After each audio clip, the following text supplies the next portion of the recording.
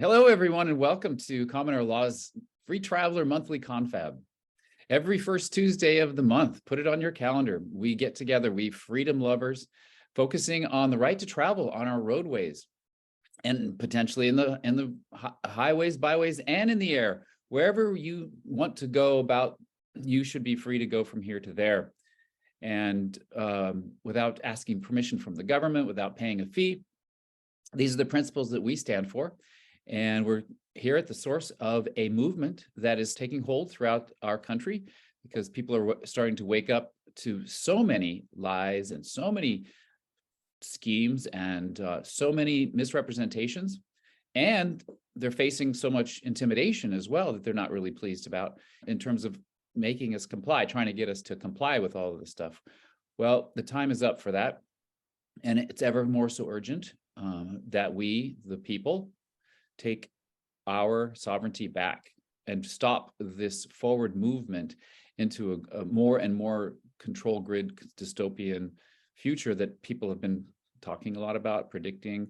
The World Economic Forum and all the globalists who want to have us with digital IDs, the driver's license, the real ID, all of these IDs interlinked. Hopefully, in their world, they want to have us all chained, basically, and prisoners to our cell phones. So we are waking ourselves up. We're learning from each other. We're sharing our experience every month together. Thanks for being here, everyone. Again, I would invite you to go ahead and put in your calendar. The first Tuesday of every month, we'll be here together. You register the one time, the same link. You just save it off and put it into your calendar, and you use the same link every month. So tonight, as usual, we're going to hear from you, have everyone's voices. We want to hear what's going on with you. If you're facing down the law, facing down the government, facing down the highway patrol, the sheriff, the DMV, we want to hear about your struggles. We want to hear about what you're facing, how you're battling, what solutions you have, documentation that you're using, which principles of law that you're using, whether it's successful or less than successful. We want to hear all about it because, again, we're here to learn together. I'm so happy to see everyone. People are still arriving, and so welcome to everyone. A special welcome to anybody's here for the first time. We've been doing this since spring every month, and it's been wonderful. I see a lot of regulars coming back every month, some familiar faces, familiar voices. But again, I want to thank especially those of you who are here for the first time. And I hope you gain much from our conversation. I'm here with my co-host, David James Rodriguez, big freedom advocate, famous.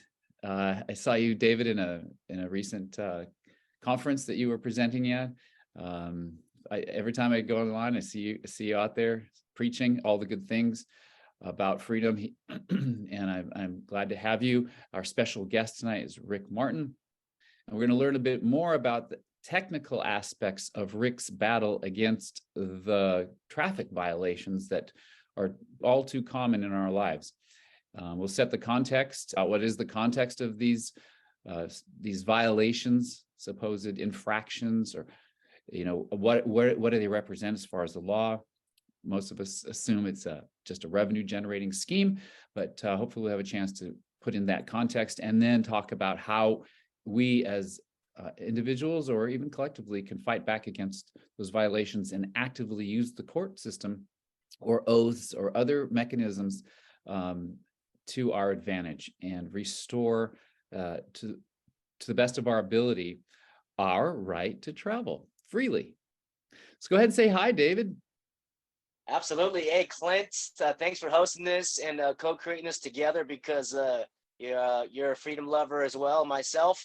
And we know what time it is, my friends. People that can see all around is coming up.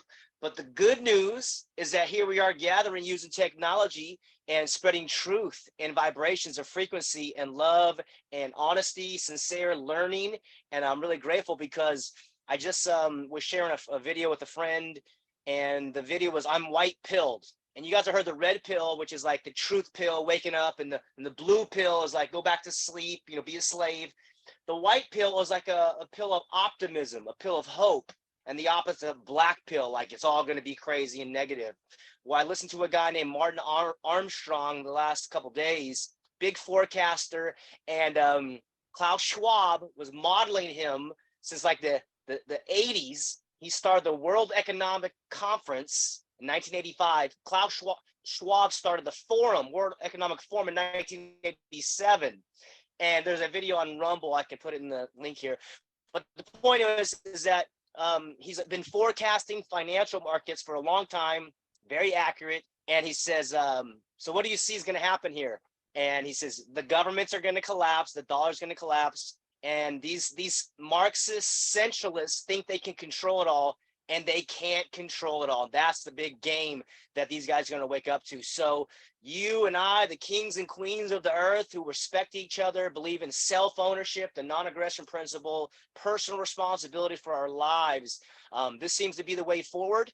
And I'm really grateful that Mr. Rick Martin is joining us, because if you haven't seen his videos online, some of them, one of the most inspiring one for me, and why Clint and I started this thing, is because I was doing right to travel and getting harassed and getting, railroaded in court. It's like, what are we going to do if they require a vax passport for a driver's license? I'm going to chuck that thing out here and come get some, So this is what's happening. It seems to be with the Real ID and these predators. So Rick's video,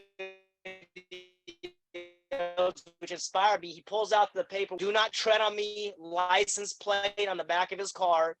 And he's like, oh yeah, this is the county that paid me, this money, tens of thousands, maybe $100,000, and they paid me off. So the last time we spoke, he kind of went through it, hundreds of thousands. And so, yeah, I was like, man, we got to get Rick on, because of Rick, you're busy. Like you said, you're talking about part 2, this documentary died suddenly.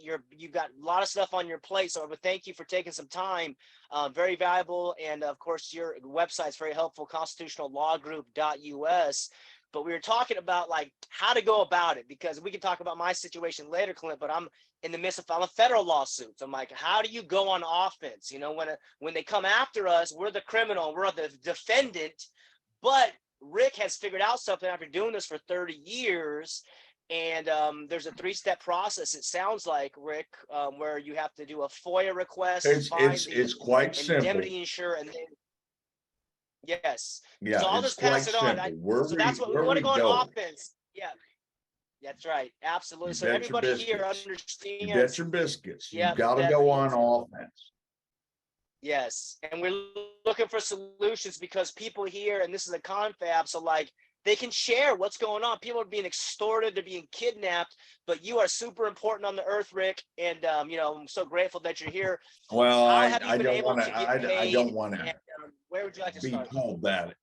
I don't want to be told that, because listen, I'm here to instruct, and that's simple. And you folks out there are to do the same. We're supposed to be our brother's keeper. And what I mean by that is, what you learn, you take what you learn and you instruct your brother, because your brother's ignorant. And that includes police officers. Now, you and I have had conversations, and I talked about police officers that were 17 years on the job, pulled me over. I pulled over in a Home Depot parking lot, because I never, first off, put your hazard lights on and look for a safe place, whether it's a driveway. I've never had to pull in a driveway yet, or a parking lot. Find the nearest parking lot and pull into it, because not only are you protecting the agent behind you, you're protecting yourself. Pull into a parking lot, roll your window down this much. And if you have our paperwork, you hand them the first piece of paper. The first question out of your mouth should be, what's your emergency and how may I assist you?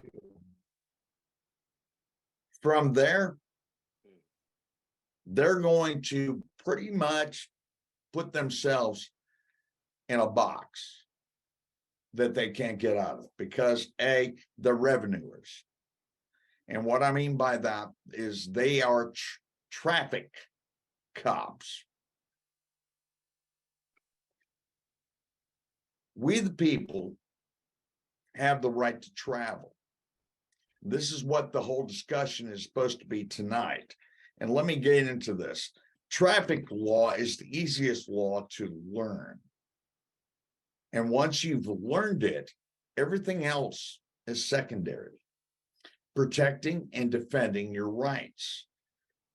Your rights are what the government was designed to do. Protect our rights, protect our borders, and coin our money. Anybody that disagrees with that, please send me an email, because I don't know of any other function that government has. Government is second. We, the people, under God, our Creator, endowed us with unalienable rights. Those unalienable rights, we created government to protect. How well are they doing so far, folks? How well are they doing Sounds so far? good. Now, what I'd like to open up on this conversation is something very simple. Is courage is endowed to us as well by our Creator. We must obtain the courage to stand against tyrants that have no authority. The question I open up in any courtroom is, show me by what authority. Is there an injured party? Who's making a claim against me? If there is no claim, what are we doing here other than you usurping my rights and charging a fee to do so? Oops. Doesn't look good. Doesn't look good. Now, do I have all the paperwork that you need to get yourself out of the game they're playing? Yes, I do. Have I been doing it? Yes, I have. But there's a bigger game going on currently, and that is world domination. The genocide. Dr. Dave Martin and I have been bringing this and the evidence forth. And that's what I need you guys to look into. Okay, is the evidence. Clear, decisive evidence of the genocide happening in America today and the world. Traffic law is minuscule.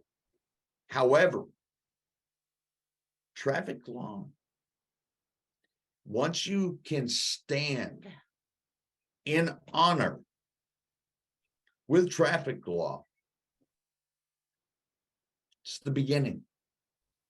Take those plates off of your automobile. Take them off. Put up, don't tread on me. And if we stand in unison, guess what? They're going to hear us.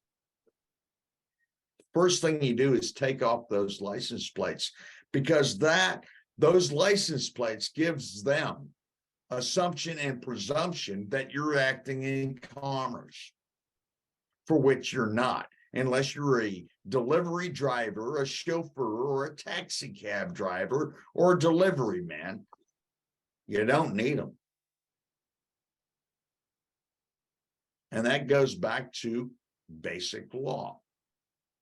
I have the right to travel unimpeded unless I am creating injury or death to my fellow man. And if I'm not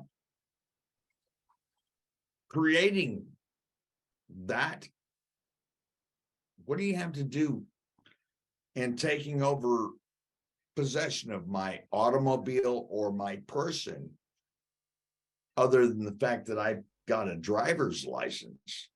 I haven't, now, most people, if they don't know me, I haven't had a driver's license since 2001. That's when mine expired. I haven't had plates on my automobile. And the plates that I have on my automobile, somebody put up the picture. You guys seen my Porsche, you've seen my Lexus, you guys have seen my automobiles. And those automobiles, by the way, have been purchased because I've been trespassed on. Number one, Harris County. What is Harris County? Harris County is the third largest county in the United States. Houston being the fourth largest city in the United States. And if I can defeat Houston, you guys can defeat your counties, your states all day long by using precedent of law. The law is there to protect us, not infringe on us or trespass on us. Remember what the law is: land, air, water. God gave us, our creator, if you don't like the word God, our creator endowed us with dominion. Land, air, water. That's what law is. And we need to take back from any man created logistics, what have you, and ask the simple question. And you guys know who I am, those that ask me to be on this broadcast. There's one question: show me by what authority you have. What authority do you have over me? And when did you gain it? When did you become greater than the magnificent above, my creator? When did you become greater than that? Because law is exactly what it is: dominion. But when did a corporation, corporation, I mean, it's right in its own spelling, is a corpse. It's a dead entity. When did a dead entity hold dominion over the living? Now I'm going to shut up for a second and I'm going to let you guys interject. Fair enough? Yes, thanks. Thanks so much for kicking us off and setting the stage for this conversation. Thanks also for the documents that you've sent to us. Hopefully we'll get a chance to display those to folks and go through them. I think there's some very important information in them, the nuts and bolts, in fact, of the philosophy that you have for beating back these infractions. Is that correct? They're not infractions. They're actually trespasses. That's government coming out of its God-blessed box and impeding on the rights of we the people, which they have no authority to do. And if we continue to consent, we're only governed by our consent. Now, this is something that was brought up earlier, and I don't mean to be so vicious on this, but it's what I stand on. Yes. Is I am only governed by my consent. And until you can show me otherwise, that there's an injured party, what are we doing here, folks? We are self-governing people. We are supposed to be self-governing people. Now, the Constitution does give us unlimited ability to contract, but go back to Contract 101. There must be the preparer and the acceptor of that contract, and there must be full disclosure. And what we've been under right now is Contract Law 101, but it's all based on fraud.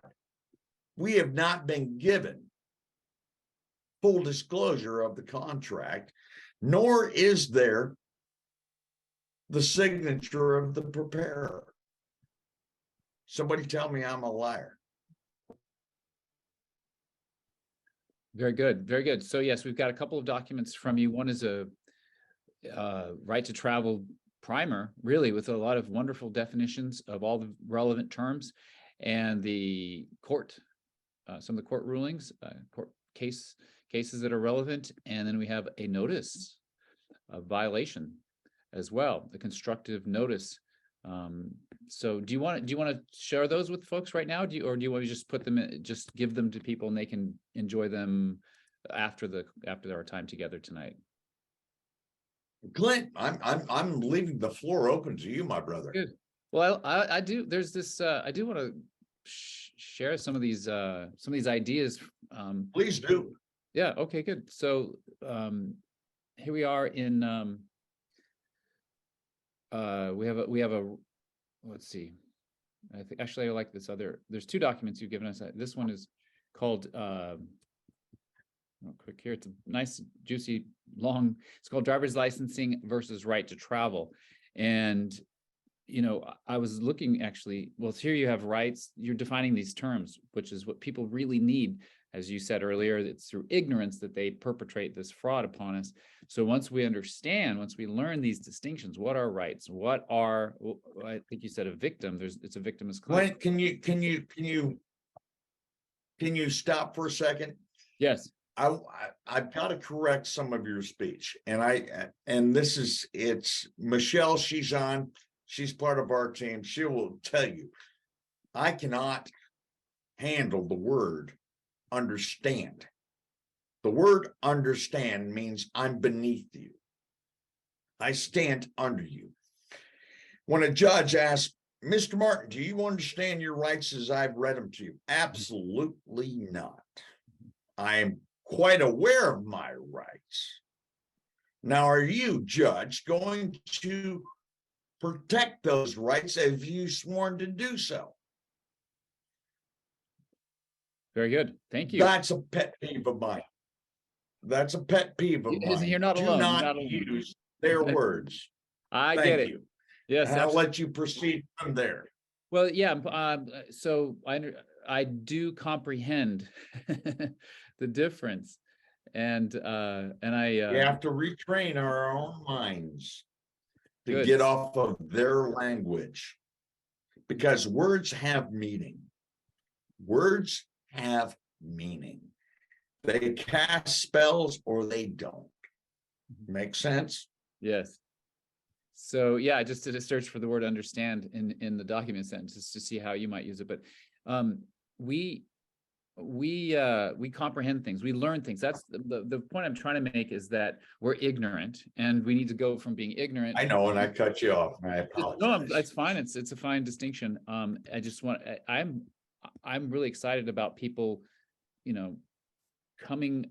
We don't know how ignorant. That's the problem. Is we're not only ignorant, we're ignorant that we're ignorant. We don't know that we're ignorant. We don't know what we don't know.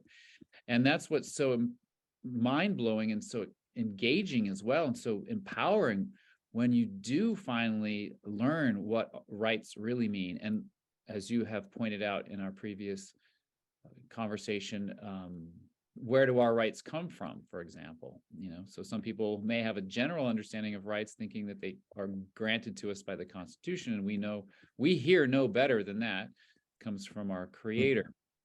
So those kinds of distinctions, unalienable.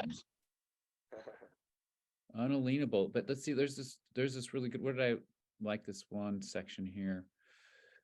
If there's any section that you want to focus on, just let me know. But what was it here? Was it due process is juicy? That's some good. People really due process is everything. Yes, let's do a mini primer on due process, because it's so critical to everything. Yes, let's do that one. 1 second. Due process of law, guaranteed to as us. You're looking it up. As well, the Constitution is a contract. The contract is from where they can govern. Okay, that's quite clear. We delegated limited authority to government. Does it not say that? We've delegated limited authority. So if I delegate something, if I delegate the neighbor's kid to mow my lawn every Saturday, however, my lawn looks like crap on Wednesday, and I go out there and I mow my own lawn, is my neighbor's kid going to come over here and fine me $25 for mowing my own lawn? I should hope not, because I only delegated him to go into my garage and get my lawnmower and mow every Saturday. We have the right to self-protection. Self-protection. If I delegate a sheriff or a peace officer to wear a gun on his hip, when did I have to get licensed? Remember this, folks. A license is to do something immoral and be sanctioned by the government to do so. Is it immoral for me to have self-protection? These are questions that we need to bring back to the legislature and show me by what authority do you have to limit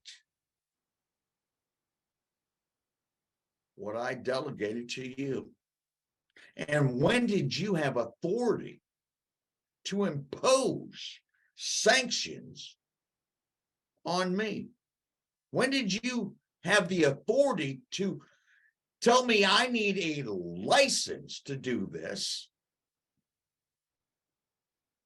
And what's a license? One more time, Clint, you heard it. It's a tax. To do something immoral and be sanctioned by a government. The only thing I recollect in all my readings of the past 33 years is this: the government has the authority to regulate commerce. We gave that to them. Other than that, I don't know what, Judge, I really don't know what I'm doing in this courtroom, because I believe I was trespassed on. And somebody better indemnify me to the tune of $280,000 for my night in jail. Absolutely. Yeah, actually, one of the biggest And questions. guess what? One of the biggest mysteries to me. Guess what? Go ahead. Why are we going after them in court? They all have indemnified bonds, right? Or they should, for them to hold office or public positions, correct? You guys are doing it wrong. The way I get paid is I go after their indemnity bond. You'll be held up in court for 10 to 11 years if you go after them and their private capacity. You'll be held up. All you got to do is file a formal affidavit complaint with the insurance company that holds their bond. And let me explain what happens. Once you file a formal complaint, give them 21 days to rebut. An unrebutted affidavit stands as fact in law. You guys all know this. Michelle knows this, okay? You file a formal complaint against the bond and you demand to be indemnified. What happens is they have to pay you. Once they pay you, because if they can't rebut your claim in a form of an affidavit, oops, that sucks for them. In other words, they will act in treason and basically perjure themselves. I'm getting ahead of myself. Let me slow down for a second. When Yeah. I go after these scumbags, and we need to start, and I've watched videos earlier today. We need to clean up our language. We need to at least confront these so-called peace officers with better language. Okay. I don't like the F word being the F bombs. I don't, you know, I'm not appreciative to it. Those that are following what I do, stop engaging in such a manner that is abrasive. Tell them what their duty is and leave it at that. Don't harass. Don't engage in such a manner that is distasteful to the rest of us. Don't use F-bombs. Don't get into name calling, because when it comes down to it, when you start doing that, it makes us look bad. Okay. And I got some bonehead calling me. Where I'm going with this, go ahead. Bring me back on track, please, Clint. Well, there's so many wonderful things to talk about. We definitely want to get to your 3 steps to holding these people to account once they've violated your rights and presumed to regulate you as if you're commercial. But I do have a ongoing question in my mind. I constantly am asking how we got here. I mean, I know it's been a slippery slope in some ways. Ignorance. We got here because we were ignorant. Indeed. And it is, like I said in the very beginning, it is the duty to be your brother's keeper and educate them wisely on how to properly defend their rights against tyranny and injustice. Mm-hmm. That's simple. I guess the way I look at it is, I like to think that there's a time in the past that I could go back to and I could look for as an example of a time when people had all of these concepts and they were living them on the whole. Like the whole of society was just free to travel, and that's the way people thought of it. And then somehow or other, there was a switcheroo, that we became as if we were subject to commercial regulation. And, I just 1925, what happened? 1925. And what happened? That's when a driver's license came into play. Okay. And that was only for commercial travel. That's when you're using the roadways under commerce. And does the state have the right to regulate commerce? Yes, it does. So we've got truck drivers out there that are overweighted. They have stress cracks in their trucks. They are tearing up the roadways because they're overweighted, and they're causing harm to the public. Just like a marriage license, the United States government realized that they could make money from licensing.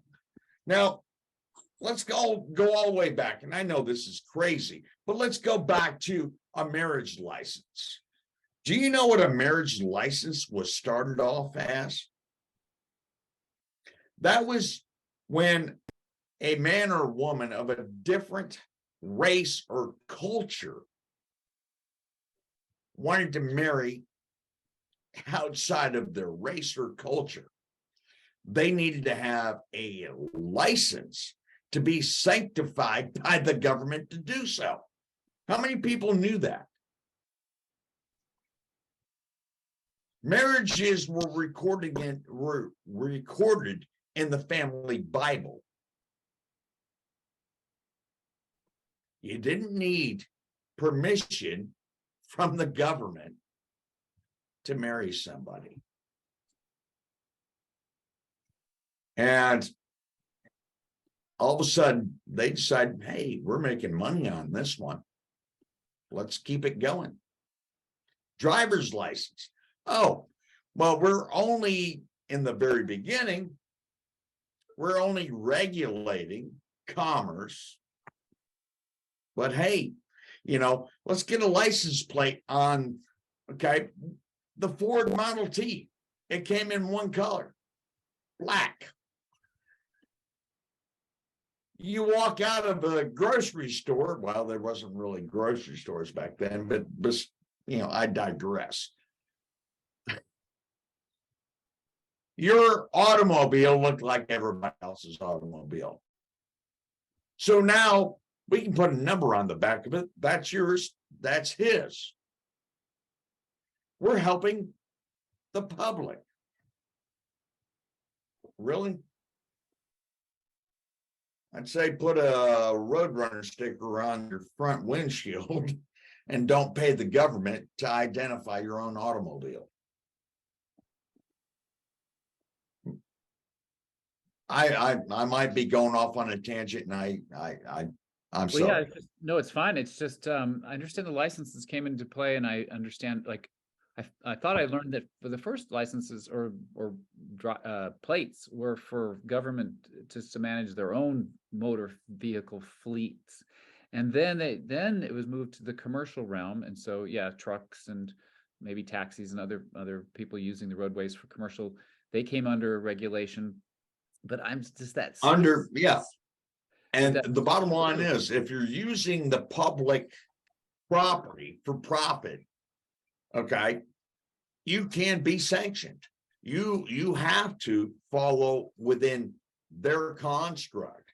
But if I'm not using the public roadways for profit, I'm going to the store to go get a gallon of milk or a loaf of bread, who's paying me? Mm-hmm. And on top of that, we go back to common law, and you and I both agree on what common law is. If there's not an injured party, what are we doing here? Common sense dictates how we should conduct ourselves in a public realm. Government's duty is exactly what I said it was earlier. Coin our money, defend our borders, and to protect the rights of we the people. What are they doing in healthcare? What are they doing in welfare? Let's go into this. Mom and dad are old. It's not the duty of the government to take care of them. They took care of us until we reached the age of majority of 18. It's our duty to take care of them as they got elderly. It is the duty of the church to bring forth welfare, widows, orphans, and the poor, because we tithe for that reason. Am I correct on what I'm saying? Yes. When did it become the duty of the government? Because obviously they don't do a really good job now, do they?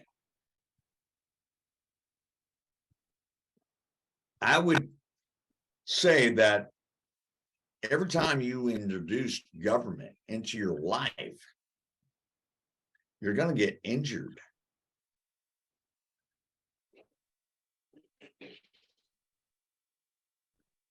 Very good. So yeah, we've just been falling for it for decades. Even before I was born, everyone around me had already determined that we need to comply with regulations on the roadway that were previously just for commercial. And that to me, it's still that switcheroo that they did to get people. I don't know how it took a generation, or did it take a year? I mean, we saw what happened in the last couple of years. Several generations. How Several generations. For people to hear, oh, you have to go get a license if you want to drive. Well, I'm not a commercial driver. Oh, now you, even though you're not commercial, you too have to go get a driver's license. I think I kind of wish I was around in those days so I could have been the guy saying, no, stop that fraud from starting at its inception. But Okay, how about Social Security? Let's go back to that. I hear people all the time, well, I'm not a government employee. Really? Do you accept Social Security? Of course. Well, that's a government retirement fund. Now, if you go back and do the research on Social Security, what does it say? It was elective. I didn't have to take it. It was elective. Well, for you to have a bank account, you have to have Social Security. For you to have this, you have to have Social Security. And what does it say on that Social Security card? You guys need to read that Social Security card. You really do. It's unlawful for you to even display it. Oops. Mr. Martin, you're under arrest. Okay, great. What's your Social Security number? Who says I have one? Who says I had one? What's your driver's license number? Who says I have one? All those are bringing me into a benefit that I never accepted. Benefits that are outside my unalienable rights. I don't accept any benefits. Government is there to ensure my rights are protected. And the moment they start trespassing and saying, I receive benefits, go back to this. Go back to this. I don't accept anything other than you protecting my rights, coining my money, and protecting my borders. And until you do that, I decide to defund you. All your agencies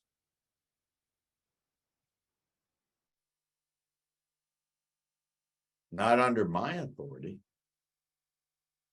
We the people. You want to take back a nation.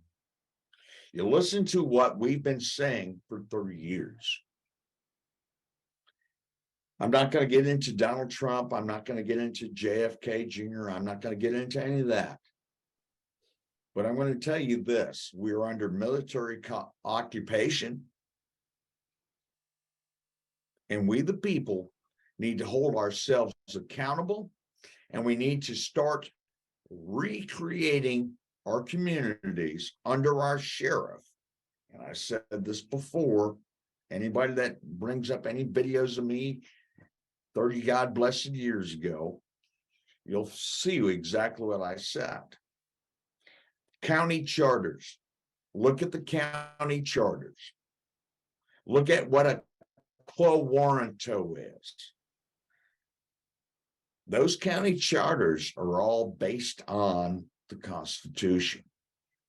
We the people, going back to the county charters, what gave any authority to anyone, goes back to the county charters. Look at your sheriff. Your sheriff is the chief executive of defending the rights that you are endowed with by your creator.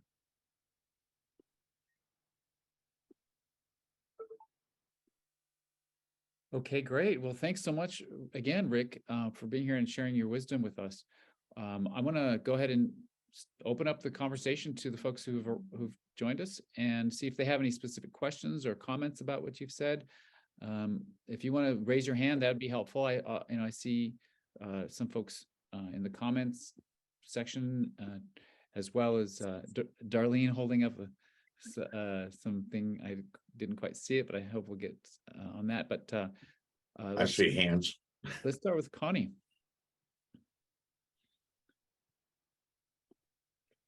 Are you, Connie has been with us for several months now, and it's always great to hear your voice. Hi there. Speak up real strong now. All righty, hold on a second. I'm just finding a place to pull over. Just a second. She's traveling. I am Yes, traveling, it's sir. not Yes, I driving, am. she's traveling. I'm a blonde in a red car, so watch out. Anyway, God bless. I appreciate all that you've said, and I really am, trying to tell people. And I did not get pulled over recently, but I wanted to ask a question. I mean, I have 2 or 3 times, but not recently. I have a question about ID. I don't want to give my ID to anyone unless I have committed a crime, harmed someone, or actually harmed property. So what is your take on that, sir? Okay. When I've been pulled over, which it's happened, the way I handle it is make sure your doors are locked, first off, Right, of course. and roll up all your windows except for your window, and keep it at about, I'm seeing me on screen, To 4 inches. about an inch. Okay. And I'll tell you the reason why that is. Mhm. Is because if this policy enforcer, he's gonna try to escalate the situation.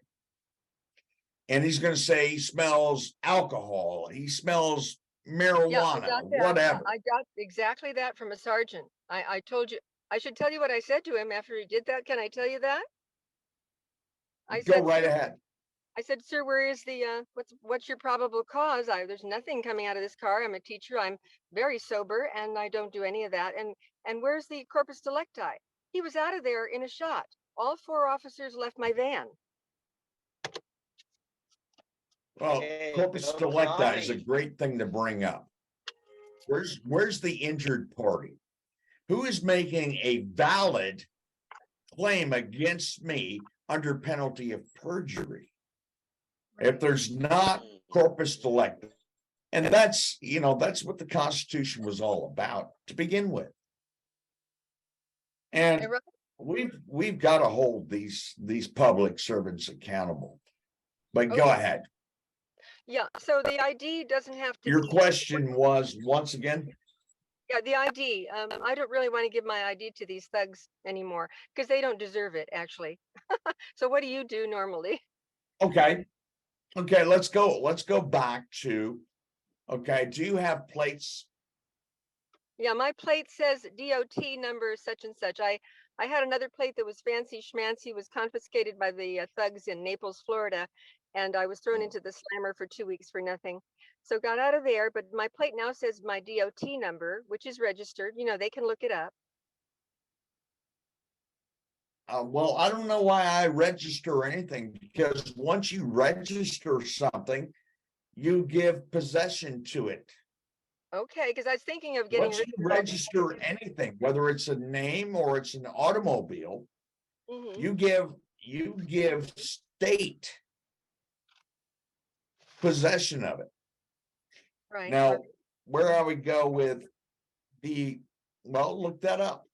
If I'm mistaken, please, somebody show me I'm mistaken. I think you're right. And But I it's a believe- contract. I think it's a contract, sir. Absolutely. And I'm giving authority over my private property. I don't think I want to do that. I No, don't want to register anything. but I feel like I would be more Well, suspicious if I didn't have a plate there at all. I mean, what is your take on that? we as a people should be more suspicious of anything that the government does. Okay, you're Because right. I haven't seen the government do anything. I mean, the government takes in billions and billions of dollars. Clint, segment that we put together, I want you to look up the CAFA report. Oh, yes, I've been That's talking to him. CAFR. Yes, I've been talking to the gentleman who created it. Yes. And how that comes into play. Exactly, yes. Very interesting. Yep. They've got all kinds of money. And how about well, policing for profit? Right. Exactly. I agree. Policing for profit. Mhm. And, you know, the prison system. Oh, yeah. That's another thing that needs to be looked into. Don't you agree? Oh, yeah. When I've been we're throwing people's lives away Exactly. on they've never committed a crime. What is a crime? What's the definition of a crime? There's an injured party, correct? Right. That's right. And yet and the United States has what? The greatest population of its population in prison. And what is it? 89%, I believe was the last I heard. 89% of them. It's big, yeah. Never attacked another human being. Yeah, I hate the word human being. I hung out with those gals in two jails, two county jails, and they're all innocent. I'm a highly educated lady, and they kept telling me we've never had a master's degree in here and some kind of nonsense like that. But I talked to the gals, and they're all innocent. I don't see much. A couple of them hung out with their boyfriends, and they had triple felonies because the guys were selling. So you know, and they couldn't be a nurse. You know, this couple of gals couldn't be nurses. They wanted to do that. It's ridiculous. It needs so much reform, and I'm a teacher, a high school teacher, and we needed reform 10, 20 years ago. We screamed about it, and now look at the mess. So, you know, there's reform needed all over the place. I'm sure you know that. Yeah, and we've got transgenders torting with our kindergarten kids. Oh yeah, they've been hired for an agenda. They have not been hired on merit. I don't think it sounds like they've been hired for an agenda. Well, I think most of us that are wise enough that grew up in a good household are realizing the insanity going on before us is these people that are torquing in front of our offspring are pedophiles. And we should be, as a people, outraged. All right. When, well, I think the whole go ahead. Yaga stuff. There's so many topics that so many things going wrong in the world today. We could do that. Let's see if there's some conversation around the right to travel from Darlene. Oh, you would put me on a spot like that. No, couple things. First of all, I am new to you guys. So today is my first day. I'm a newbie. Welcome. Hi. I was showing you during Rick was speaking, the back of a social security card. This is in Ohio. Okay. I called up my local. Excuse me, sir. Oh, I don't know what he said. The red numbers. Yeah. Well, no, what I was going to say is if you ever read the back of the card, it tells you that any government agency that asks for your number must tell you whether giving it is mandatory or voluntary. Its authority for requesting the number and how the number is used. They never once have I ever been asked or anything about they use it for identification. That's what it's for. I just wanted to bring up that point. And the other point is, Mr. Martin, you were speaking earlier about driving, on, the automobile. Traveling, I never drive. I know what you mean. I don't speak. I know, I'm just properly. being, Excuse me, and- I think we are on a delay, excuse me. So you were. yeah, the right to travel. Mhm. The Yeah, right to travel. I actually was one of those that were stopped for DUI in Ohio. Okay, I actually went and lost my license, so now I don't have one. It is suspended. It's a long process that I went through, but I just wanted to make a point that if anybody does have a license to operate their vehicle in Ohio, that under Ohio law, the codes, it does say that that your car, if it is not registered, you do not have to have insurance. I was just letting people know about that subject. So I don't know. I'm nervous. I had more to say, but I won't interrupt. It's a no, you're pleasure. doing fine. So, You're doing fine. And what I'm going to get at is, by what authority do I have to have a driver's license to begin with? And I think that was the whole topic of what this conversation was supposed to be about, was about the right to travel. And I'm glad you brought us back on point with that. They have no authority to engage with you unless you are reckless and you're causing harm to the public, because their duty is to protect the public from harm.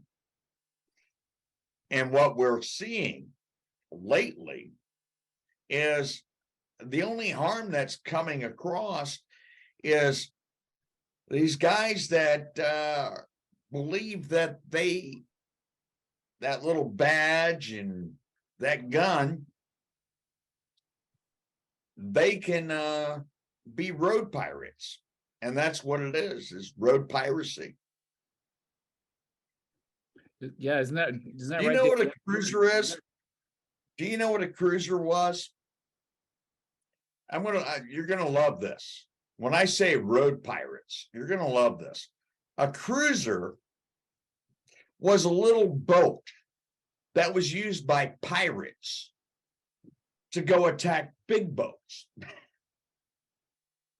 Yeah, that makes sense. I'm not kidding you. Mm-hmm.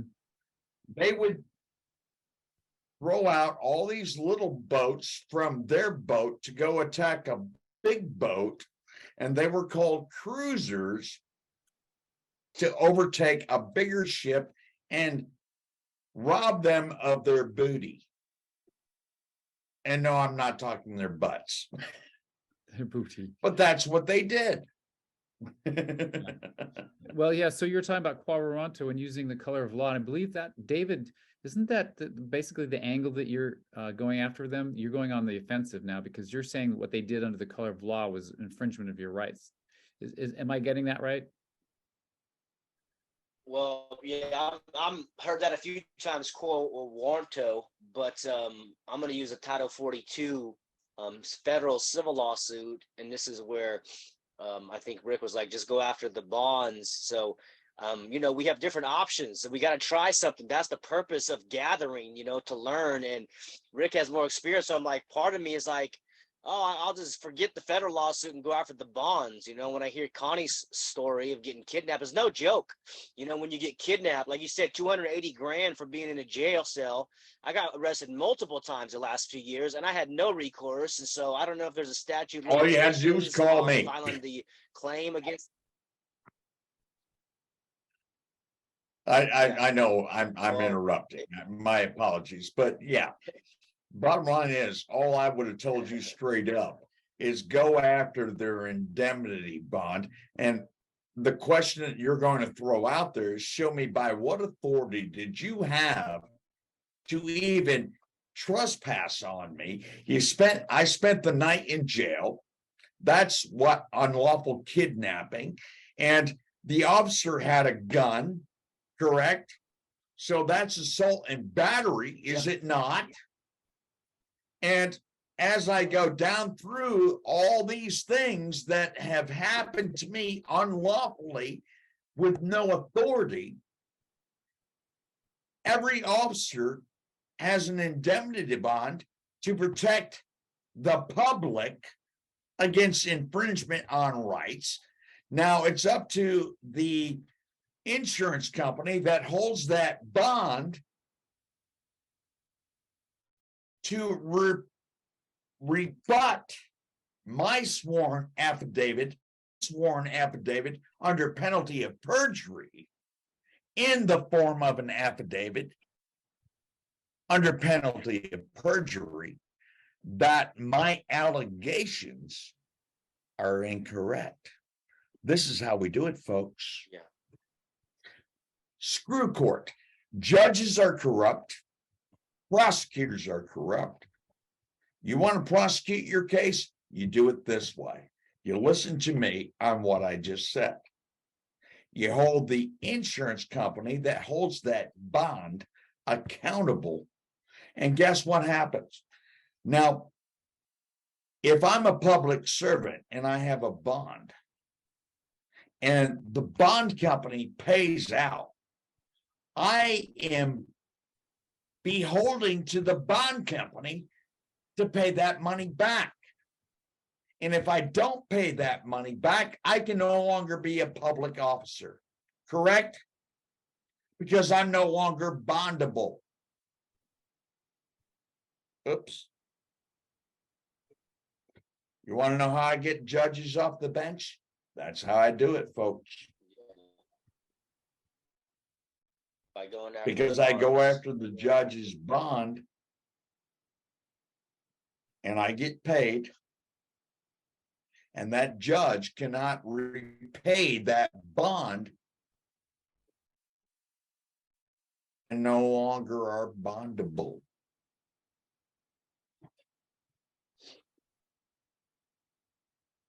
All right, let's take another. I know you're writing notes. Let's take another question. Is that just as simple as the FOIA request, and then just identify who is the Absolutely. insurance for the judge, and then you might get affidavit, notarize it, and send it to them, and then give them 21 days to respond, and then just follow Absolutely. up.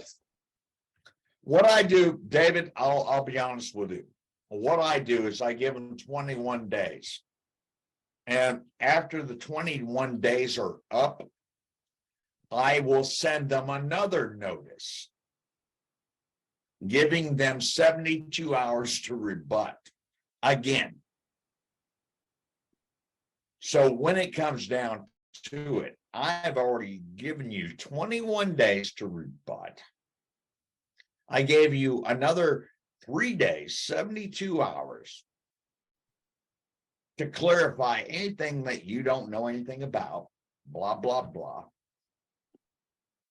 And now I'm demanding on the 26th day, I'm demanding payment. Because that goes back to contract law. I've given you every opportunity. It's a great program. We might have, I would like to just design a specific, period where we simply go through it bit by bit, step by step, and have everyone understand every single bit of it.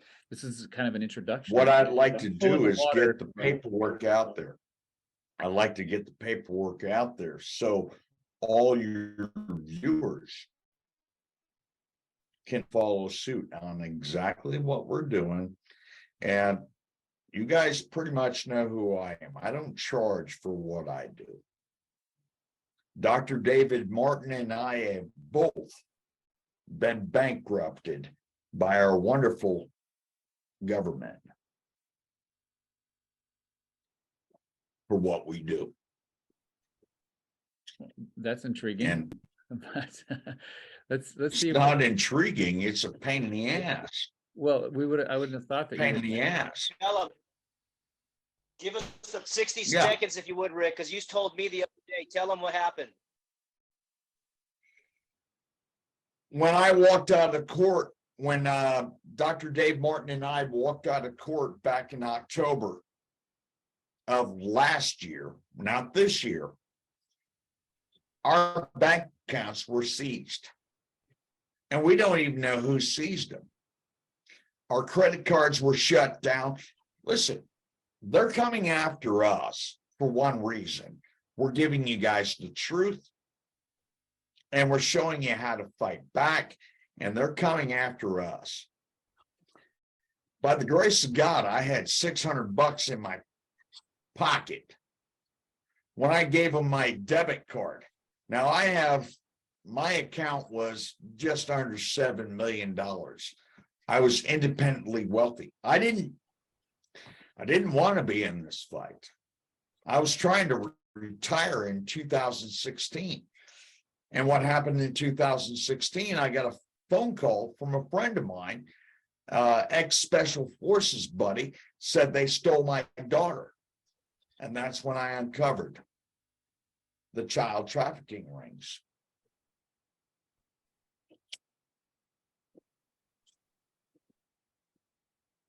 Listen, folks, I'm tired.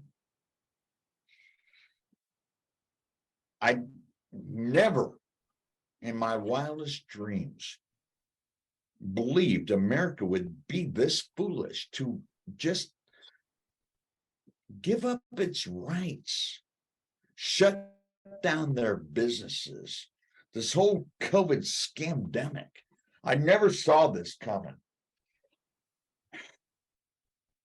And when they shut down Texas on March 19th, my 50th birthday, I had 120 of my special forces buddies showing up in San Antonio.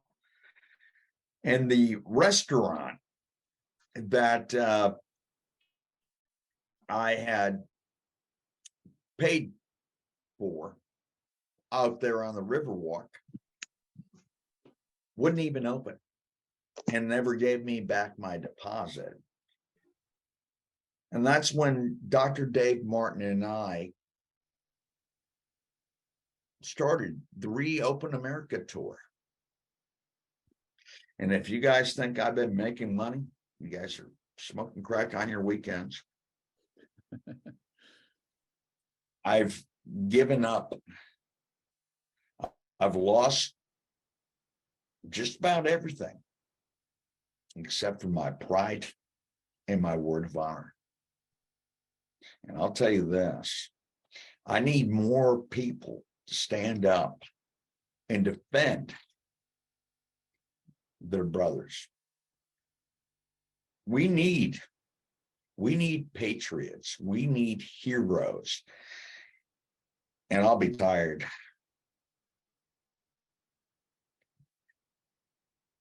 I know what I just said. I'll be tired. Yeah, I am. Michelle puts up with me. I'm tired. I've lost everything.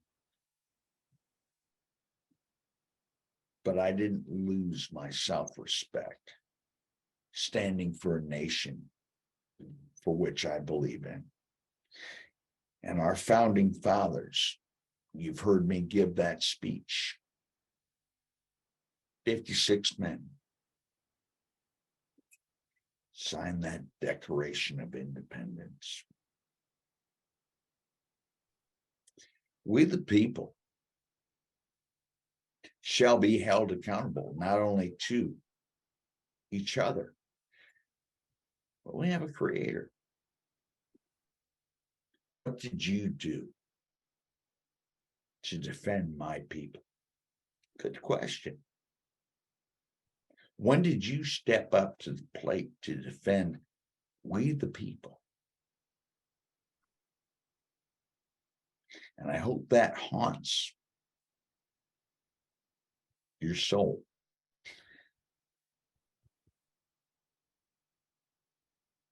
Well, with that, we do want to get some other folks' voices in here, and maybe Nicholas, if you can join us in this this moment with Rick Martin as he really Yeah. tells us what's going on. I hear you. Yeah, Oh, pretty good. How are you? good. Thanks for coming. Oh, wow. Well, I wouldn't miss it. I've been following Rick for years. It's the first chance I've ever gotten to actually talk to him. But no, he brought up the right to travel and everything. I know that's Well- the topic of discussion tonight. And we kind of got off track, didn't we? Yeah, I'm No, still here. It's all good. It's all good. And I apologize. I got off track. Oh, no worries. No worries. Go ahead. But something else that a lot of people, I learned this from another teacher of mine. When they want to issue when the police officer on the side of the road wants to issue a ticket, he's actually issuing the security, which he's not licensed to do. A security, as in an instrument, a Yep. Financial instrument. Yep. I see. Well, Because to you're, my you're knowledge, and I could be- semi-correct. You're semi-correct. okay. You're semi-correct on that. Okay. Here's what you're going to do. Once he's brought that instrument out there, who actually signs for it? The county clerk. What you're going to do is you're going to subpoena the county clerk to be a witness for you. Oh, And you're okay. going to question that county clerk on the witness stand. And I think I brought that out there, that something that Eddie Craig and I devised back in 2009. If it's not there, I will get it up. I promise you. How we question the county clerk, that at the same time, we're questioning the county clerk. What's going to happen is we throw the judge, prosecutor, arresting officer under the bus. And we show a RICO Act. Now, anybody that goes through with that, just go get a bulletproof vest. The courts are RICO, Oh, and I prove no, it all day long. good luck trying to not prove it. That'd be more of a fight. I have all the evidence. You go to Oh, my I believe website. We have all the evidence that Oh, what's going on is RICO. Oh, I believe you 110%. I'm just saying, like, trying to argue that it's not is going to be a waste of someone's time. Right. I misunderstood what you said. Oh yeah. Oh no, that they are. But Oh, yeah. Yeah, it's all racketeering. because Everybody only- knows. Go ahead. no, the only reason that I haven't gotten rid of my plates and everything yet is because I'm a commercial driver.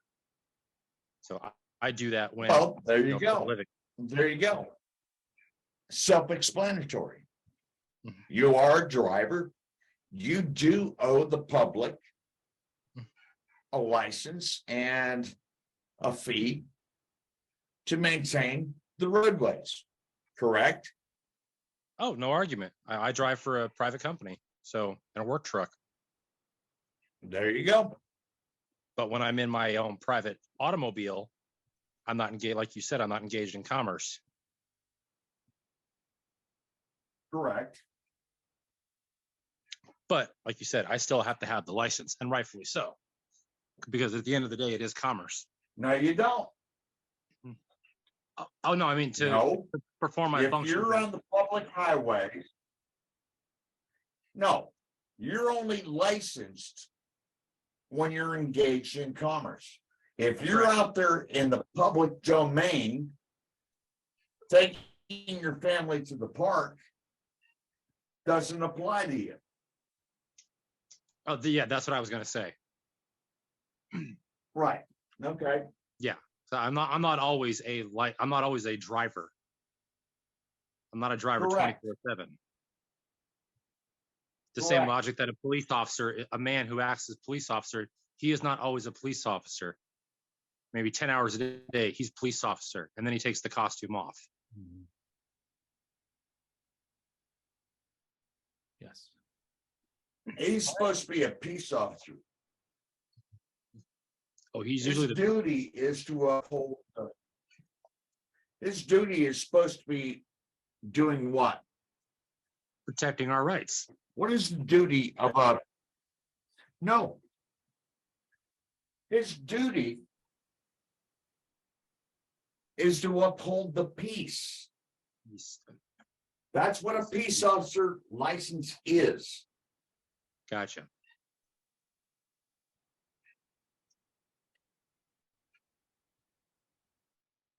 All right, Nicholas, thank you very much. Anything else today? Oh, no, that's it. Thank you. I want to give somebody else a chance to talk. Absolutely. Thanks for being here. See you Oh, again. absolutely. Every first Tuesday, we're here discussing the right to travel, learning from one each other. Sounds like you have a lot to offer, so I'd love to see you back. Oh, absolutely. Oh, would love to be back. Okay, thanks. Have a good evening. You too. Thanks for being patient, Jason. Thank you to all you folks for showing up very much. And I'm going to run by a little something that happened at the beginning of the year.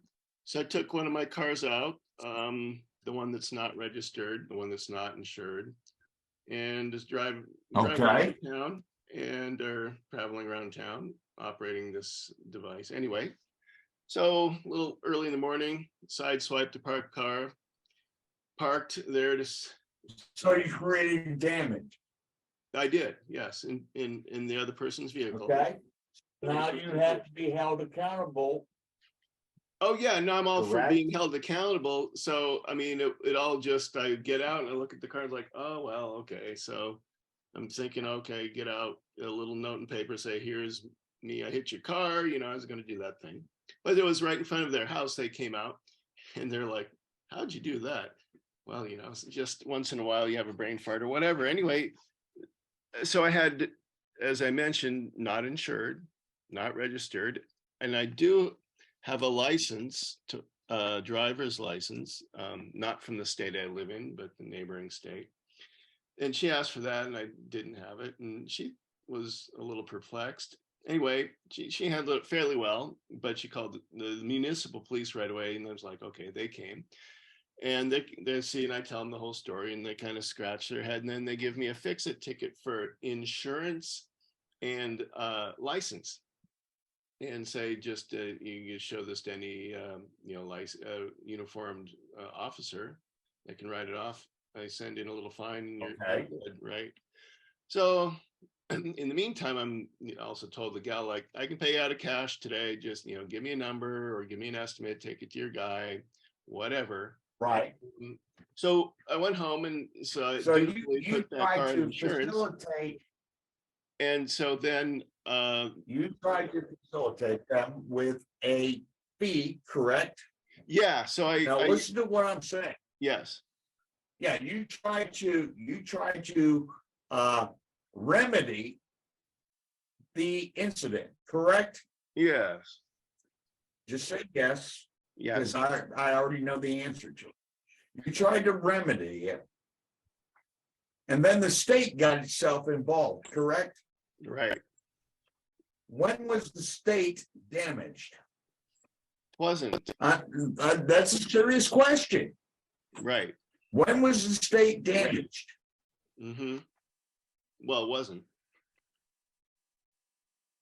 It really wasn't. Right. So they're trying to usurp funds that they're not allowed. Because, hey, what is the court there for? To settle controversies, yes or no? Am I speaking outside my butt or what? I'm sorry, I didn't catch that whole thing, what you just said. The court is there to settle controversies, yes or no? Yes. Okay. The controversy was settled by you by paying for whatever needed to be settled, correct? Right. Yeah. So it didn't have to go to court. Right. So what happened is, If you were automatically settling a conflict, if you already settled the conflict between you and the respondent being the one that you damaged, correct? yes. What authority did the state have to come in there? I mean, obviously, ladies and gentlemen, I'm sorry. This is a great case to even bring up. And I am so thankful that you brought this to our attention. The bottom line is, when there's a dispute, we go to court. If there's not a dispute, if a man is willing to settle with the complainant outside of court, And we did. that's what we do.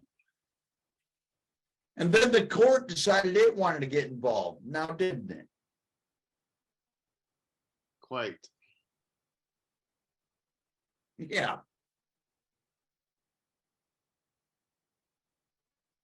And they usurped their jurisdiction. They came at you with fines and fees, correct? Yes.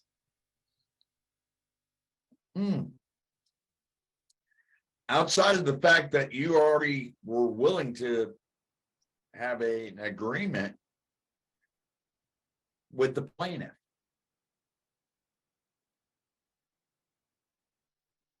Clint, interject, please.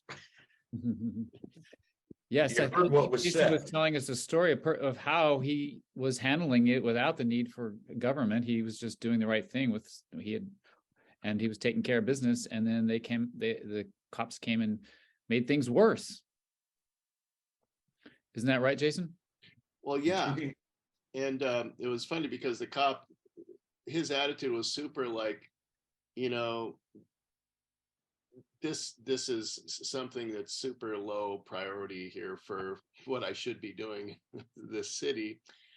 And understandable that the owner is like, you know, that was her default, like, you don't have an insurance or add your license, I better call the cops. Okay, I get that. And so that's where it is. And I ended up getting it signed off and then sent in the little amount of money they asked and to the court. And a few weeks later, I got it back and they said, oh, no, you owe us a way more money. And that's where it stands. And that was like 9 months ago. Is this still ongoing litigation? Well, I haven't heard a thing from anybody in about 9 months. You're in what state of confusion are you in? California Republic. Right.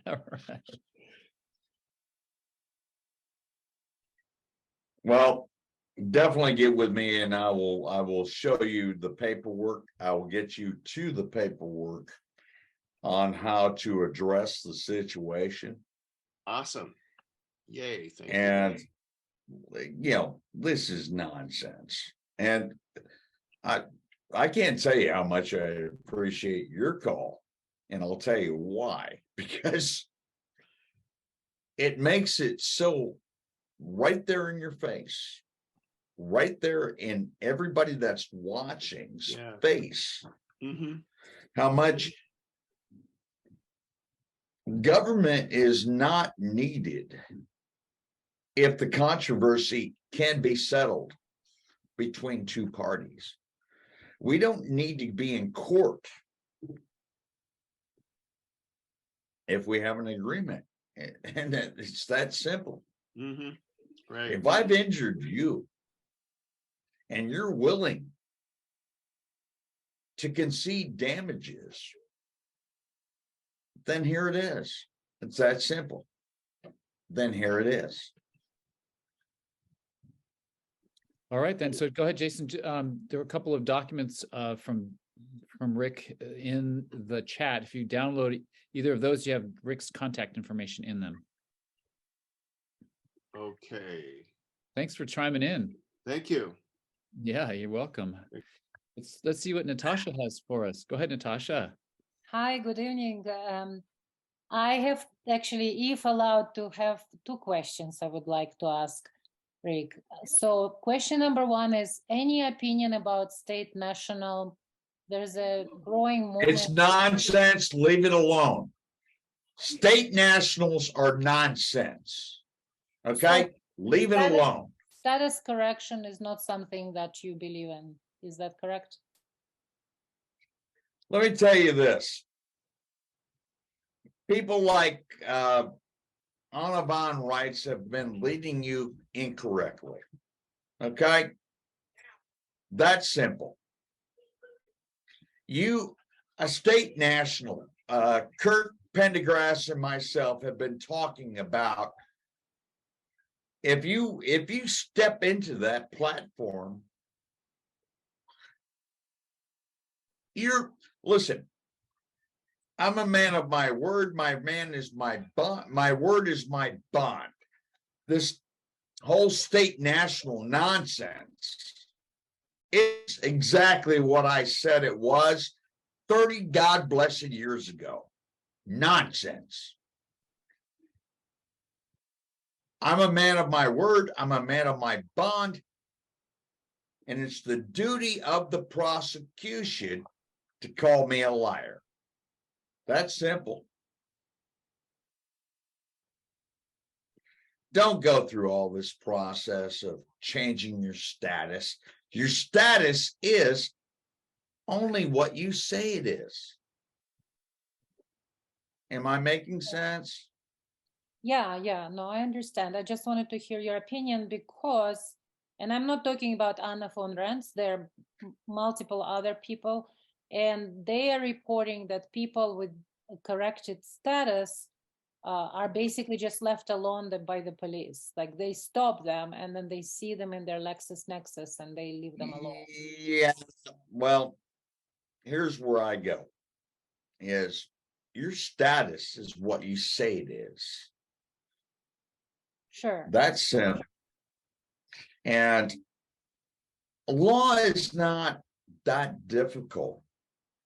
Law is simple.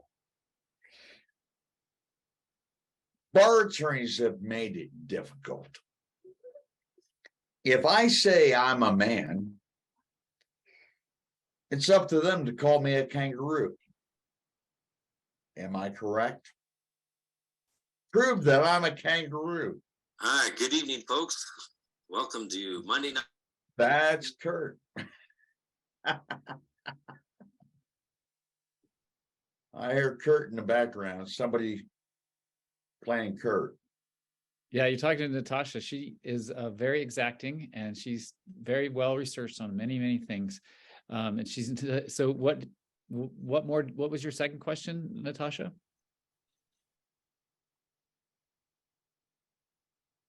Oh, I see you're not. Let me unmute you again. Go ahead, Natasha. Sorry. My second question is, so this is very interesting about bonds for the judges and stuff. And I wanted to ask Rick about, I had a case related to job being fired for non-compliance with so-called COVID policies. And Clint is aware of, law case. We worked on it together. And what ended up happening, I filed it after multiple attempts to file it through the municipal court. I ended up filing, which I was not able to do. I ended up filing with the federal court. And Okay. And I wrote when they Because of which statute? violation of constitutional rights. Okay, The- and we're talking state or federal constitutional rights. I believe these were federal. I mean, it's state constitution was also violated, so it was both. As I was writing the case, I quoted both. And who are you filing against? The president of the university. Okay, so there's a controversy there between you and the university, correct? And are they accepting federal funding? It's a good question. They're probably No, I would pretty much assume that they are, but you need to bring forth that they're accepting federal funding. well. Okay, now listen to what I'm saying on this. Show that they're accepting federal funding. And then show that they're in accordance to the federal jurisdiction, and that they have violated the federal constitution. Let's not go state on this. Show that they have. Well, it makes Knowingly, the word is knowingly and willingly violated your rights because you gave notice. Whether Yeah. you gave notice or not is now you need to give notice. I gave notice. I went through the whole process. You did give Yeah. notice. Okay.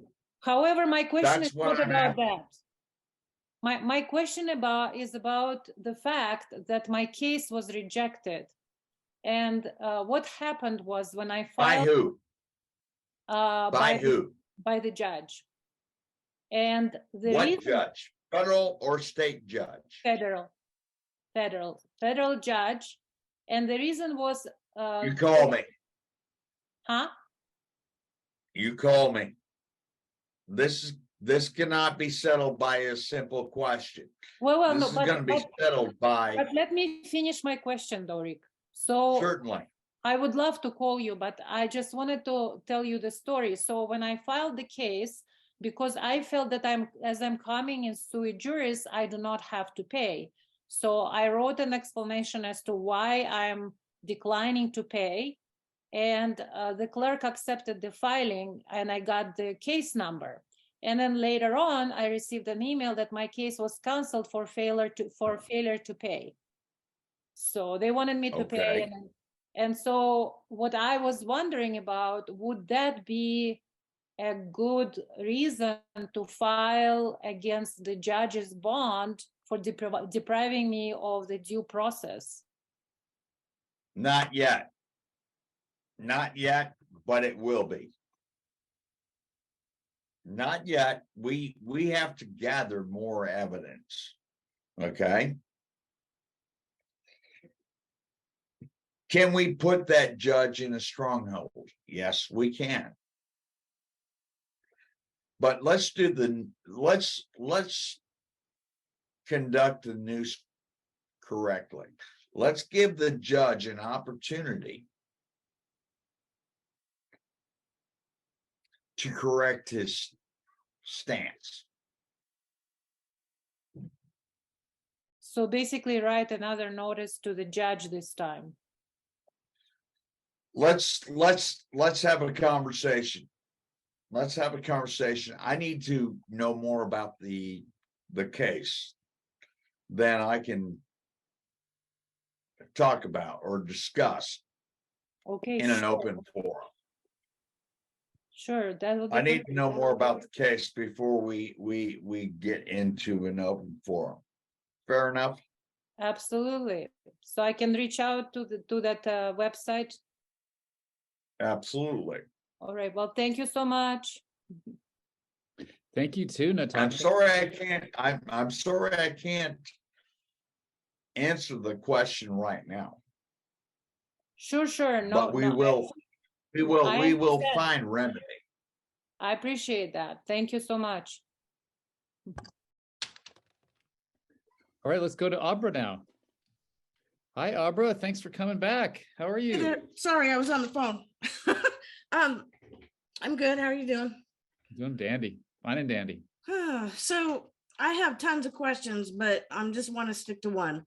So I've been traveling with no driver's license, and I'm getting ready to get rid of my plates and all that. And I want car insurance. Where is it possible to get auto insurance? if You don't get car insurance, number one. I'm going to stop you at there. You go and get an indemnity bond against yourself, your woman, your person. Go get an indemnity bond. From That where? covers you. Where would that be from? Where do you get an indemnity bond? Well, I hate using this one, but Lloyd's of London. Yeah. Oh, that hurts me by saying that. So then it'll pay for damage to me or the other person? No, it takes care of any damage done. However, the bond company pays out the damage. Now the bond company comes after you for recompense. Okay? Okay, so I'm gonna go back to, I want. car That's insurance. exactly what I do to judges. Okay, but I'm gonna go back Judges, to, I don't want that. I do like having car insurance. So is there any companies that will insure us if we don't have a license and registration? Because You're they take care breaking of up. everything. Pardon? insurance is commerce to begin with. Right? Insurance is commerce. If you have car insurance, you're pretty much stating that you're in commerce. If you're bonded, that's a whole different aspect. Now, if I injure you, okay, wouldn't you like for me to pay you, or would you just want an insurance check? And Well, oh God, but I mean, but listen, this is where we have to become Americans, and we have to be held accountable for our actions. okay, but what about if somebody hits And what I me mean and by hurts me? that is there's no God blessed freebie. If I injured you and I caused you $50,000 in damage, I have a bond that pays it, and now I'm accountable for that $50,000. There's no easy walk out of this. It's not insurance. You're either in or out. And what I said was we all must be held accountable for our actions. Okay, so say If you don't want to be held accountable, you get insurance, which brings you back into the commercial transaction. And most of the insurance companies won't pay. And you, in the end, will be held accountable for the okay, debt. so what if somebody else harms me and, they don't have insurance?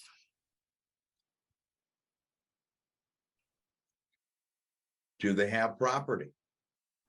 Right, okay. I guess I'm gonna have to do more research on this because there's gotta be. No, do they insurance have companies that- property? That's the question. Well, Do a they lot of have them don't property? know. I know, the handful of, I'm 57 now, and the handful of car accidents I've gotten into over the years, the insurance takes care of everything. You don't have to do anything. It's easy. and you pay into Well, it. that's the way Satan plays it. It's easy. Oops. It's There's- easy. Yeah, there's got to be insurance companies that'll insure you if you don't have a license. Know what insurance is. Know what insurance is. That's all I'm going to tell you. It's up to you to do your due diligence and find out what insurance is and what it is not. And by having insurance, what that makes you. That's simple. Covered? Covered in case? Yeah, Abra, it sounds to me like what we commonly think of insurance may not be. So maybe scratch the surface a bit there. And we'll have to get creative. Maybe we need a private membership association with a bond so we can, because I think what you're talking about, the benefit is that the risk is distributed across a collection of people who are under the same insurance, company. And that's what you're looking for.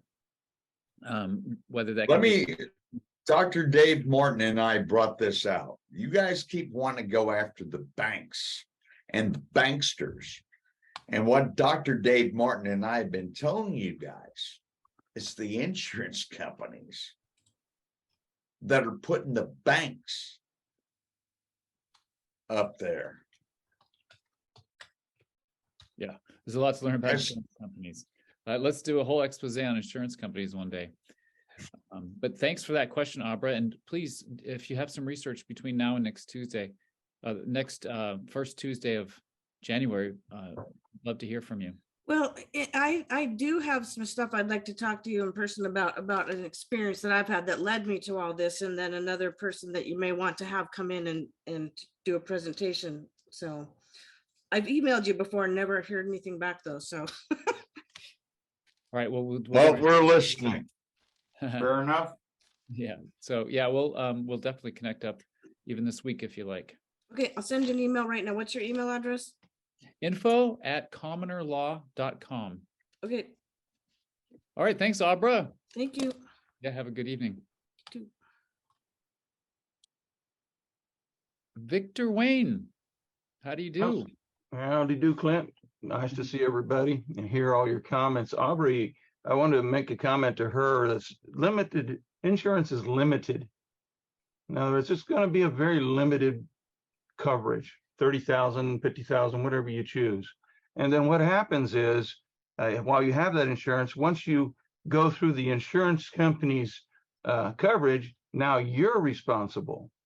So how do we stand? We have to stand in court. We have to be responsible. Where do we get the money from? Well, like you mentioned, maybe setting up a group. There are other people that are talking about how there's ways to get the funds you need to pay for your responsibilities. And I'm not going to delve into that today, but there are other ways to get the funds to actually pay for it that's legal, ethical, and moral. And Rick, thank you for the information you're sharing with all of us today. I've looked at a number of your videos over the years and really appreciate you, brother.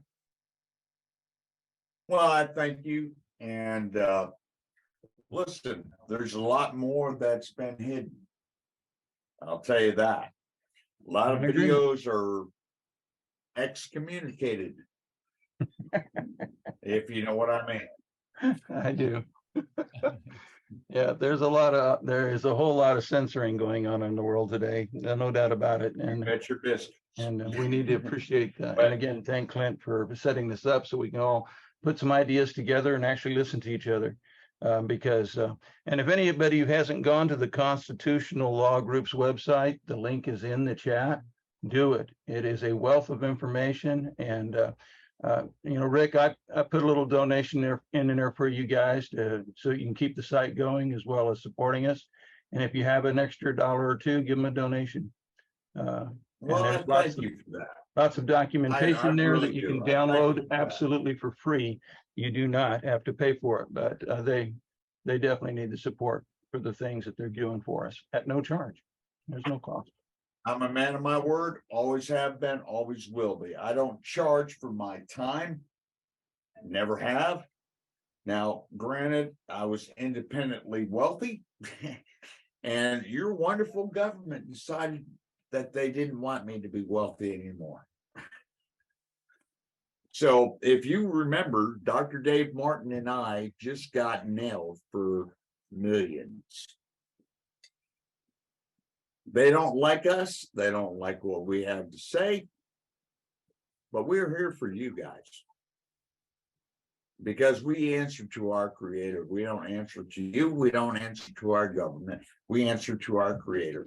And until that day comes, I'm going to continue doing what I do. Dr. Dave Martin, Dr. Judy Molkovich are all going to continue this fight because we love America and we love us people. And ignorance is not bliss, it's God blessed dangerous. And to live in ignorance is not where I want to be, nor do I want my fellow man. As I said earlier, and I'm getting really long-winded, we are our brother's keepers. And if anybody says different, go ahead, show me. Beautiful. Beautiful. So we've got a few more minutes. If anyone else would like to have a question or make a comment, go ahead and raise your hand and I'll unmute your mic and see what you got. How about you're back, Darlene? Hey, I love comments. I love comments. Okay. Clint, you got to remember, I love comments. Okay. I bet there are a lot here. Go ahead. Usually people aren't that shy. Go ahead, Darlene. Hey, sorry to bother you guys again. You're not bothering us one iota. I wanted to make a point to Rick that I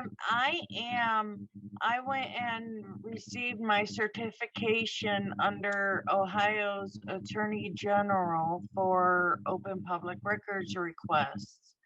I've done probably close to 1,000 record requests and maybe gotten a handful of those denied.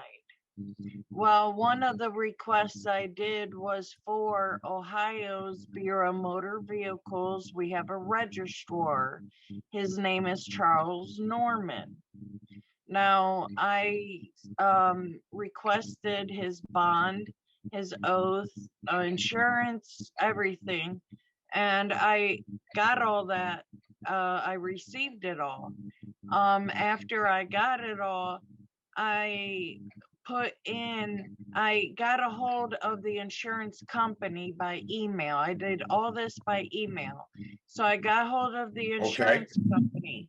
After I got a hold of the insurance company, they made a statement back to me. The reply was that I had no standing.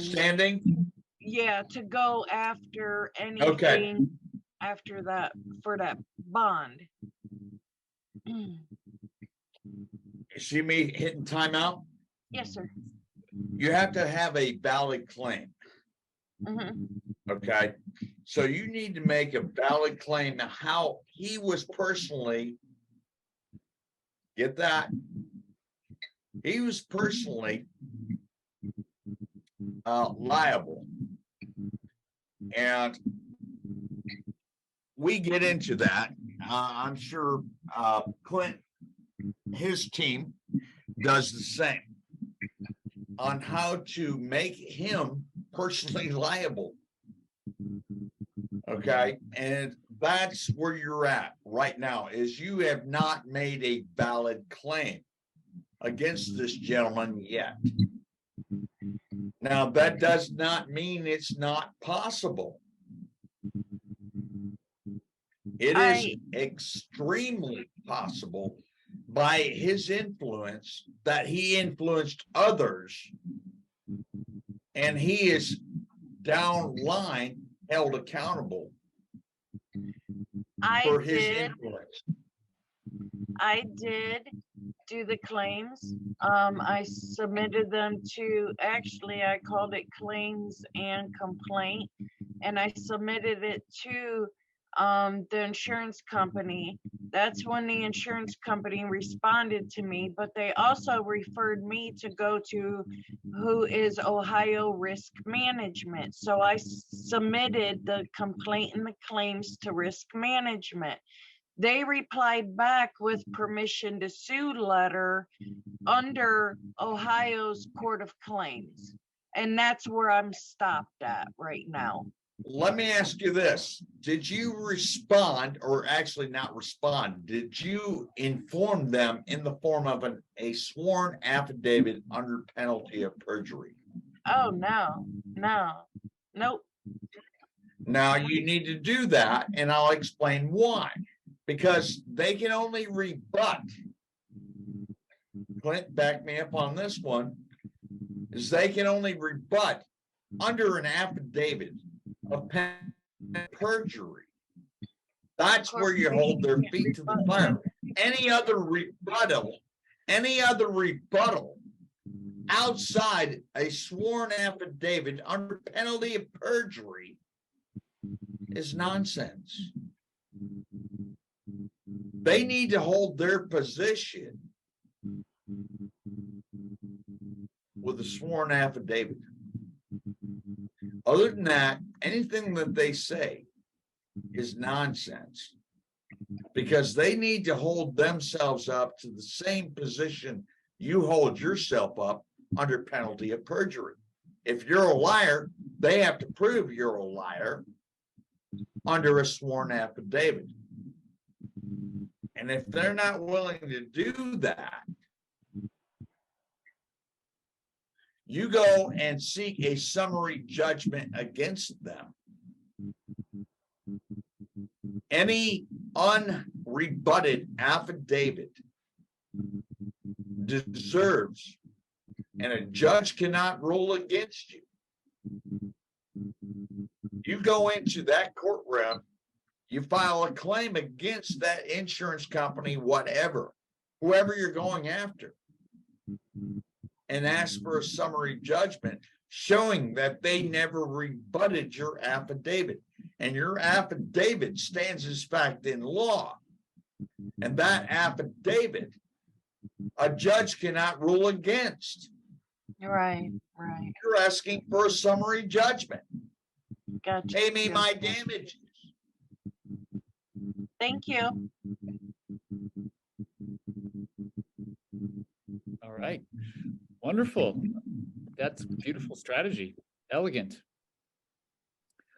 All right. So we've got just a minute or two. I guess we can go ahead and go toward the end of our call together. 2 hours went by really fast as usual. Looking forward to seeing you all again in a month. The first Tuesday of January 2023 is the 3rd, and we'll be at the exact same time, same link. I put the registration link in case you want to share it with your friends. Invite all your friends to come join us. We're here to talk about primarily the right to travel, but it connects up with so many other topics, as you saw tonight. It doesn't exist in isolation. It really, the same schemes, the same cabal, the same globalists, the same people operating, have a whole bunch of different things that they do to us, and those kind of topics do end up getting talked about somewhat too. But yeah, we want to be able to travel freely, just the way God designed it, and so that's what we're here for. And I want to thank David Rodriguez for being my co-host, my buddy and my brother, and all the other brothers and sisters here. Maybe we can make some kind of a prayer or bring some blessings upon us, because boy, do we need it collectively. And I could use always good grace, God's grace in my life. So I do wish you all the best. I pray for all of you tonight, that God, intervene in your life, and the Holy Spirit as well, to correct us as we need along their path, keep us on the straight and narrow. So if anybody else wants to join in my prayer, please go ahead as we head out on this wonderful evening. Well, God bless your prayer. And go ahead. let me throw in this.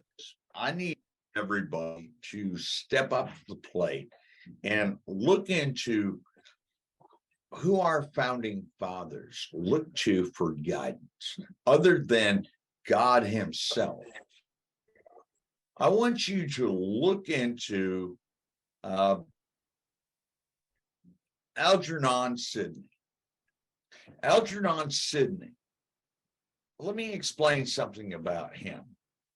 He was an aristocrat.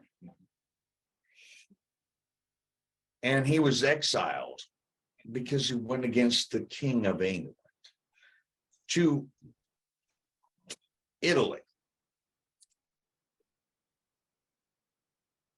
He spent years studying law. He was actually devising the overthrow of England. There it is. Thank you. Algernon Sidney. He was looking at overthrowing England. And when he was brought back to England, ladies and gentlemen, keep aware of this. All he had to do was take back everything he said against the king, and he would not have been hung. He would not back off or back down about what he said as being fact and truth. He wasn't going to betray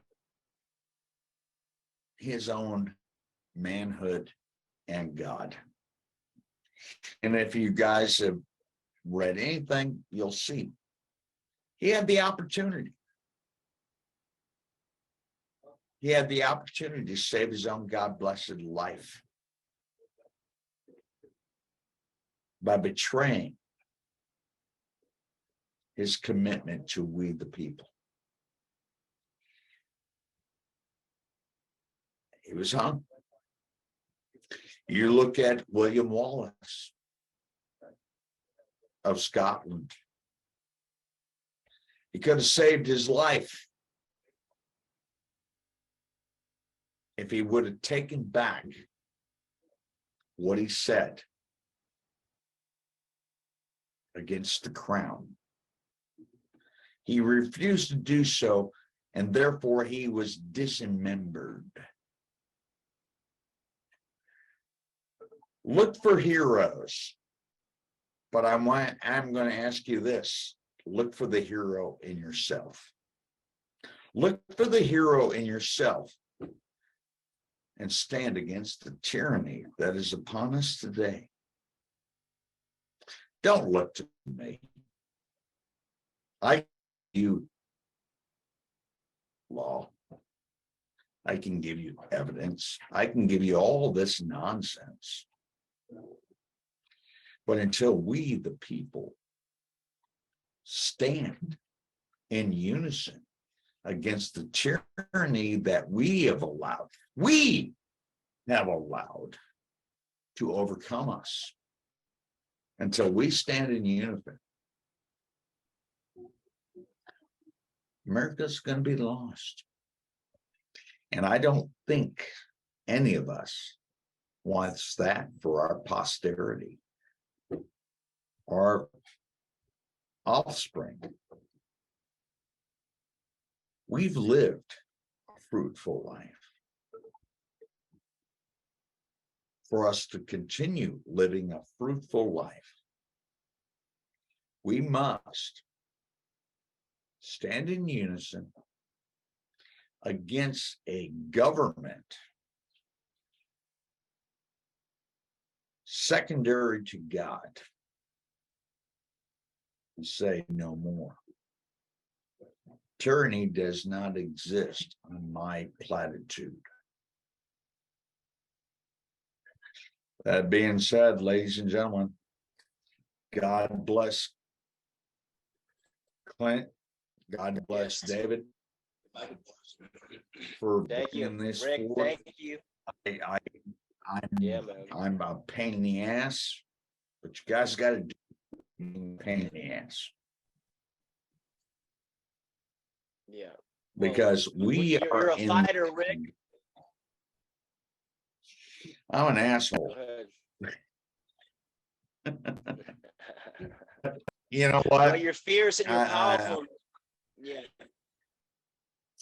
listen, I call it what it is. And I see Michelle still on here.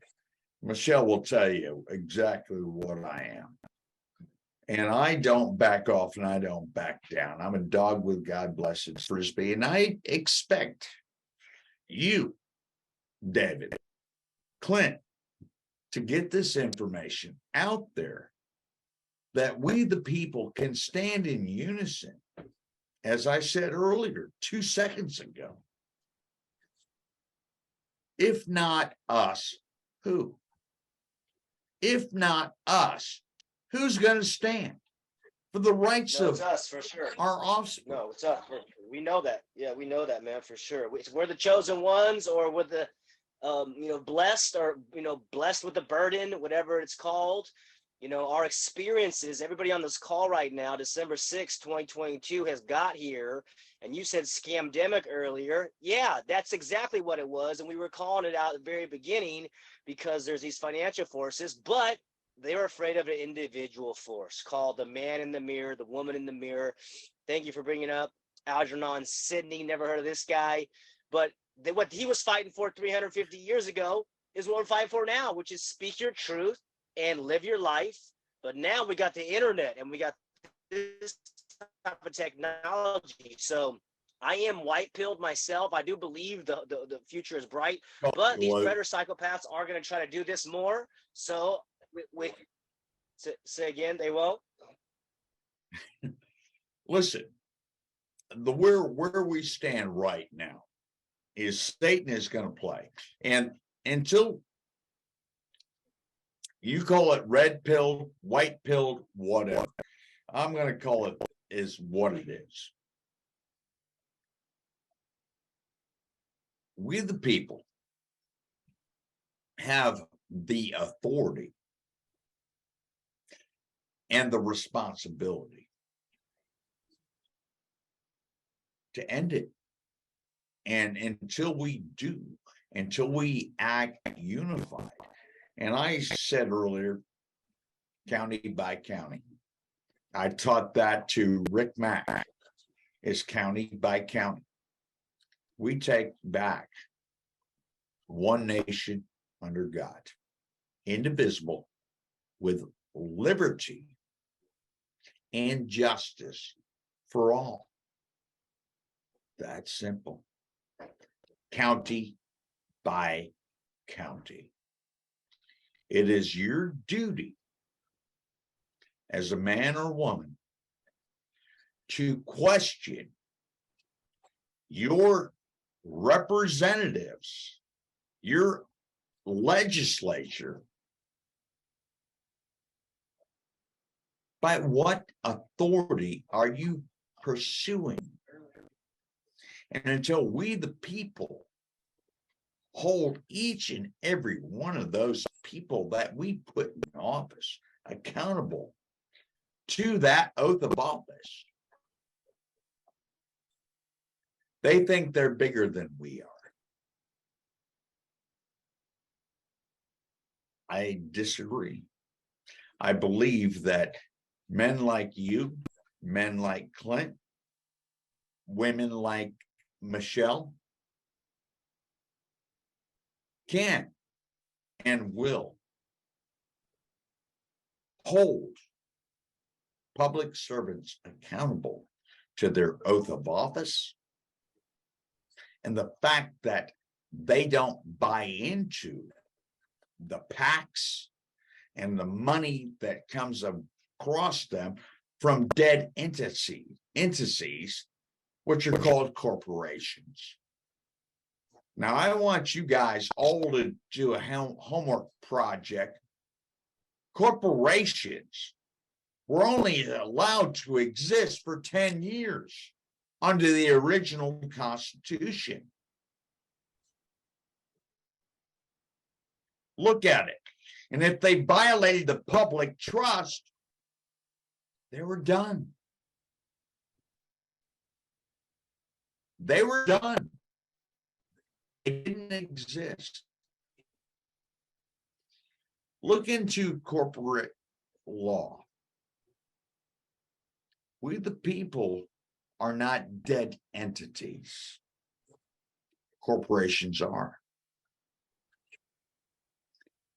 This whole thing about all caps name and changing our status. Let me take the time before we close.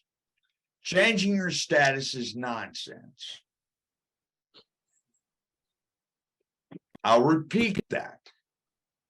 Changing our status to a U.S. national whatever is nonsense. Nonsense. You're falling into another trap.